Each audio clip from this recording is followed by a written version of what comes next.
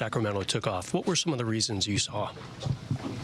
I think the third quarter, they came out, we missed some shots, they caught fire and, took the lead, bumped it up after that. Yeah, you guys scored 17 in that quarter. What happened out there? Offensively, we just couldn't get it going, and they did. Really good team, really good team. They had our number this year, that's for sure. Were you seeing any common threads that led to them getting the, 19 threes that they made tonight? They do a great job of passing the ball, spreading the ball, moving bodies, and when they're knocking down threes like they did tonight, it was just very difficult to guard them. When you guys have an action that's working offensively, even if it's leading to some missed shots that guys would normally make, as a group, how can you stay disciplined to keep going to it versus trying something else? Recognizing like a good look, even with a miss, can sometimes be better than a different type of look. That's pretty much our league, though. No one ever sticks to what's working. People want to get cute and try new things, but that's our league has always kind of been like that over the last few years. When I came into the league, it was like if one thing is working, we're gonna milk that until you stop it, and even if you stop it, we may even go back to it. But that's just how the league is now. Go ahead, Ewan.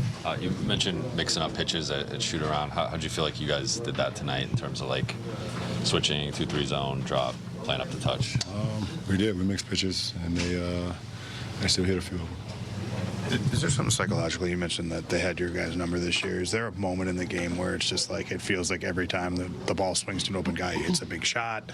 Is there any weight to that in the out there? I think it's the ones is when you stop an offensive team like that and then they get a second chance and they kick out, those are the ones that's kind of demoralizing when you play 24 seconds or whatever the case may be, a great defense, and ball bounces the wrong way and they get an offensive rebound and they hit a three. Those are always the ones that kill you. Big picture, Golden State Saturday. Do you feel like recently there's been really no let up in these games? No, we already knew we was like in the gauntlet of our schedule. It started with that, what was it, Denver, I believe, at home. And we already knew we had all the teams that was coming in, everybody positioning and jockeying, some of the best teams in the league. I think it was like Denver, Sacramento. Obviously, we played Milwaukee, and so many other teams. OKC, we had them on the list. So, we knew it was a tough stretch for our ball club. But, even with the loss to Denver, even with the loss to, Sac both times, we've still been playing some good ball. Is there something? Rui, I think, started 8 for 10 and then got just that one corner three in the fourth. I think that was the only shot he took. Are there ways, when you're a complimentary player like that, do you guys need to find him more when he's hot, or are there different things you guys can try to do to maximize that kind of night for him so it's not a situation where he's just taking one shot in the second half? Obviously, when a guy has it going, you always want to try to find him. But the game is, I don't know, I have to rewatch it and see if there were ways for us to get the ball. But teams make adjustments too. Really good teams make adjustments. If they have guys that, X-factor guys that's got it going, they're able to make adjustments and try to take some of the looks that he was getting away from him. So. How's your ankle and how are you feeling? I know you're battling sickness a little bit. My ankle's doing decent. Trying to knock this cold out as fast as possible. We'll see. Thanks, LJ. All right, thank you.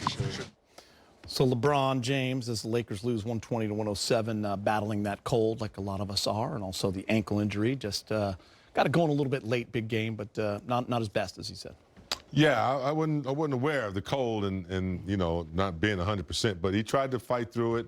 I could tell they were a little bit off. It affected him, mentally.